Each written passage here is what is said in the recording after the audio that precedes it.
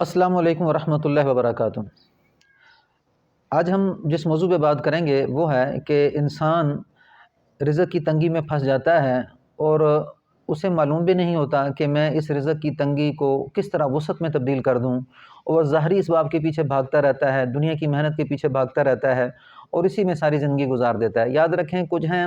ظاہری اسباب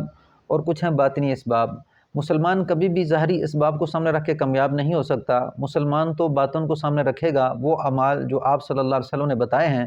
اسی کو سامنے رکھ کے وہ کامیاب ہو سکتا ہے، ورنہ یہ انسان دنیا کے دھوکے میں پھنس جائے گا۔ ویڈیو شروع کرنے سے پہلے اگر آپ چینل پر نئے ہیں تو چینل کو سبسکرائب کر دیں، بیل آئیکن کے بٹن کو دبا دیں اور ویڈیو کو ثواب کی نیت سے شیئر بھی کرتے رہیں اور ویڈیو کو لائک بھی کر دیں۔ آپ کی سبسکرائب کرنے سے آپ کا کوئی نقصان نہیں ہوگا، لیکن لوگوں تک یہ آواز پہنچ جائے گی۔ تو فرماتے ہیں کہ جس وقت انسان مصائب میں گرفتار ہوتا ہے، تکلیفوں میں گرفتار ہوتا ہے، پریشانی میں گرفتار ہوتا ہے،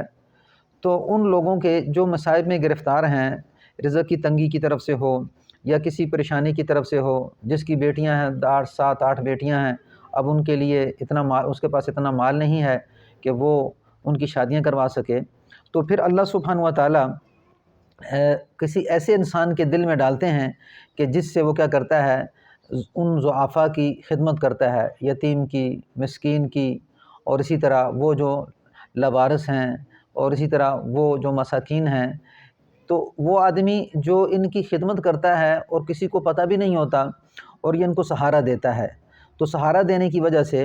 اللہ سبحانہ و تعالیٰ کے راستے میں یہ مال خرچ کرتا ہے۔ تو قرآن پاک کے اندر آتا ہے مثل الذین ينفقون اموالهم فی سبیل اللہ کمثل حبۃ انبتت سبع سنابل فی کل سنبلۃ مئۃ حبۃ واللہ یضاعف لمن یشاء واللہ واسع علیم۔ مثال ان لوگوں کی جو لوگ اللہ تعالیٰ کے راستے میں مال خرچ کرتے ہیں، ایسا ہے جیسا کہ انہوں نے ایک دانہ ڈالا، اس سے 7 پلکیں ہوئیں اور ہر پلک میں 100 دانے، اس طرح ایک کے بدلے میں 700۔ واللہ یضاعف لمن یشاء، اللہ جس کو چاہتے ہیں اور زیادہ بڑھا دیتے ہیں، اللہ وسیع علم والے ہیں۔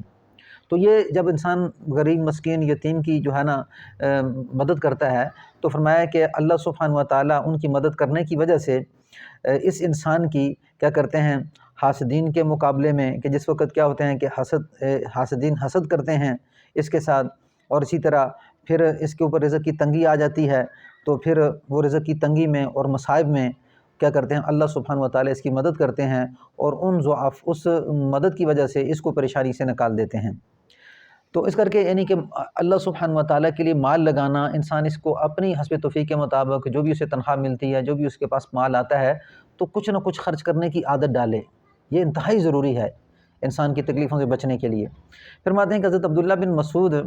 کے ہاں 7 بیٹیاں تھیں، تو ایک دفعہ یہ بہت سخت بیمار ہو گئے، تو حضرت عثمان غنی رضی اللہ تعالیٰ عنہ حال پوچھنے کے لیے آئے، تو عبداللہ بن مسعود کا اسی بیماری کے اندر انتقال ہوا، تو عبداللہ بن مسعود رضی اللہ تعالیٰ عنہ کے پاس آ کے حضرت عثمان رضی اللہ تعالیٰ عنہ نے 2 اشرفیوں کی تھیلیاں حضرت عبداللہ بن مسعود کو دیں، تو وہ کہنے لگے یہ کس لیے، مجھے تو اس کی ضرورت نہیں ہے۔ فرمایا کہ آپ کی بیٹیاں ہیں، آپ دنیا سے جا رہے ہیں، یہ ان کے کام آئے گی۔ تو آپ نے کیا فرمایا؟ آپ نے فرمایا کہ ٹھیک ہے، آپ میری مدد کرنا چاہتے ہیں، لیکن الحمدللہ آپ صلی اللہ علیہ وسلم نے فرمایا تھا کہ جو انسان رات کو سوتے وقت سورۃ الواقعہ پڑھ لے تو اس گھر میں غربت نہیں آتی، تو میں نے اپنی بیٹیوں کو سورۃ الواقعہ سکھا دی ہے، مجھے کبھی اللہ سے امید ہے کہ ان کے اوپر رزق کی تنگی نہیں آئے گی، یہ آپ مال ان کو دے دیجئے جو اس کے حاجت مند ہوں، مجھے اس مال کی ضرورت نہیں ہے۔